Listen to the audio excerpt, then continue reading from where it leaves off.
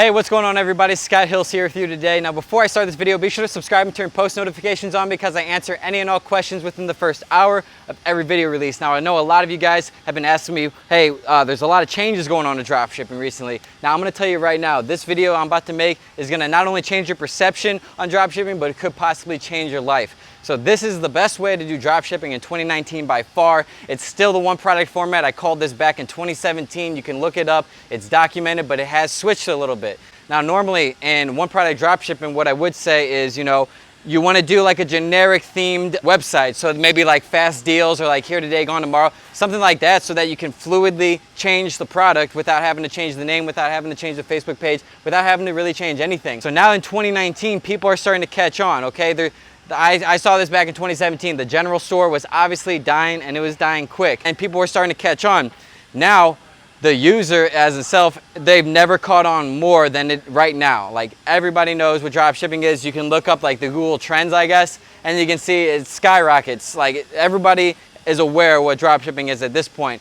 So now what it is you got to focus more on one product branding. So it used to be the one product general store. Now it's one product branding. So in my course, Simplified Dropshipping, I teach it like you want that general name because my course is geared towards people more in the beginner stage trying to get their feet wet in dropshipping and actually get real results back. If you have a good amount of money that you're okay with spending and possibly losing, this strategy I'm about to lay out is by far the best. Again, this isn't for everybody because it does require a lot more time, a lot more attention to detail, and a lot more money. So I'm just gonna go through it right now.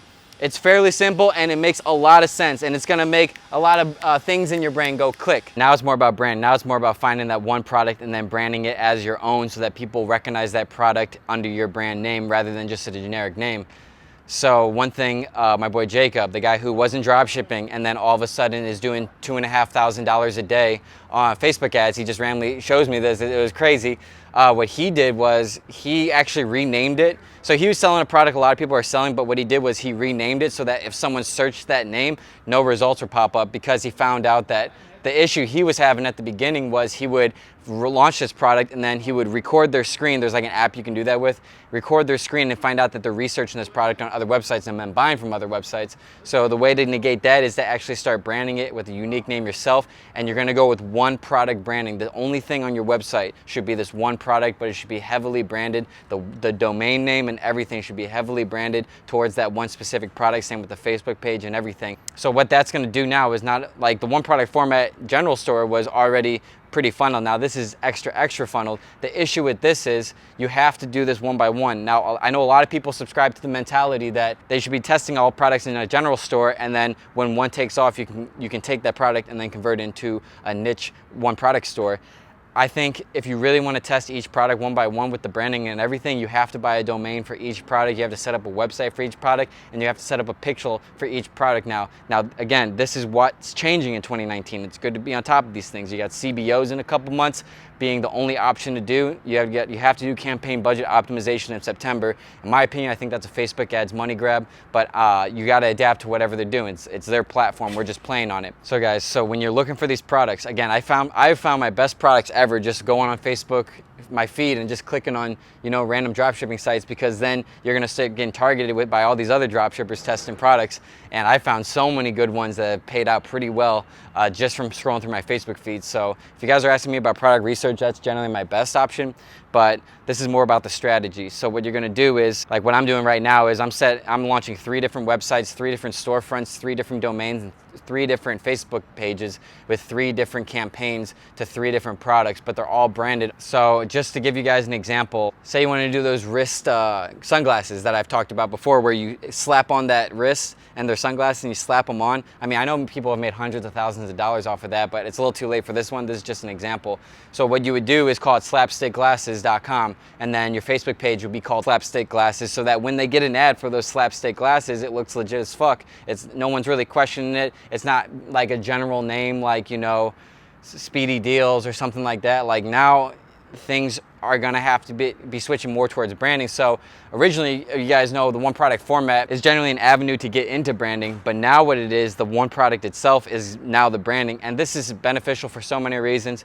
So like I said, say you guys launch 3 or 4 websites each, and again, this is no money at all. That's $30 each. That's gonna be $120 a month plus ad spend. That's literally less than $1,000 you're testing for big products for. And the payouts, again, could be millions of dollars. It's just a risk you're gonna have to be willing to take if you really are serious about this. So say you launched the 3 to 4 and only 2 got successful. So what you would do is you would scale those 2 and then you take the other 2, and under that same, you don't want to keep opening stores. You just switch out the domain name, you switch out the pixel, you switch out all the information and the terms of service, the privacy policy and everything, and now you try a new product with a new brand linked to a new Facebook page. And it could be the same pixel, it really doesn't matter because you're not gonna have too much data in it anyway. So like I've been mentioning multiple times in this video, you guys can catch the drift here. It's more about branding. Like dropshipping on the general store, in my opinion, has been saturated for 2 years. Now it's saturated like a motherfucker. Now the one product dropshipping format that I've been rocking with and all my students have been rocking with for a couple of years is now starting to transition into the branded one product store. So now we're talking more about niche specific one product stores, and that could pay out forever. Just think about the companies that have done this before. Like way back in the day, if you guys were dropshipping back in 2013, 2014, you know one of the most successful products was the teeth whitener where you put it in your mouth and then it just cleans your teeth. I think it's called High Smile, and they made an entire brand off of that one product and they're making millions of dollars. Same goes for the fidget spinner, the burrito blanket, the black face charcoal mask. All these were drop shipping products that someone just branded from the very beginning, very get-go. They saw the value in branding, and then that's what allowed them to scale. That's what allowed them to get million-dollar deals with Walmart, with Target, with Walgreens, and all this. It all starts with branding. So what I'm thinking in 2019 is it's kind of smarter to not only go into branding, one for trust, one for conversion rates, and then one for just long-term lifespan. And if you do this, like, it's gonna be so much more easier to actually make a real-life, long-lasting brand because you're only branding one product. So say your product starts to take off,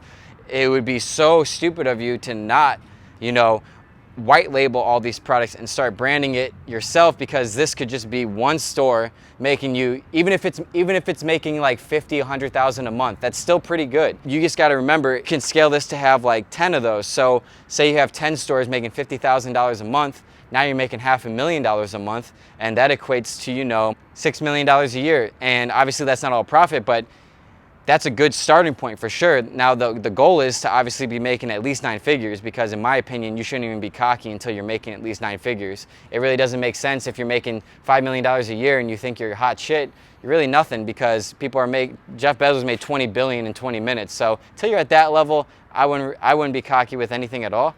But overall, guys, what this whole video is about is branding. The one product format is switching, just like Facebook ads, it's switching.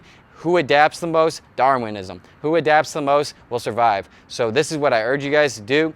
Start branding one products when you launch them, okay? Start branding it right from the get-go when you launch it. If it doesn't work, oh no, you lost $12 on Google domains and you lost a couple hours setting everything up.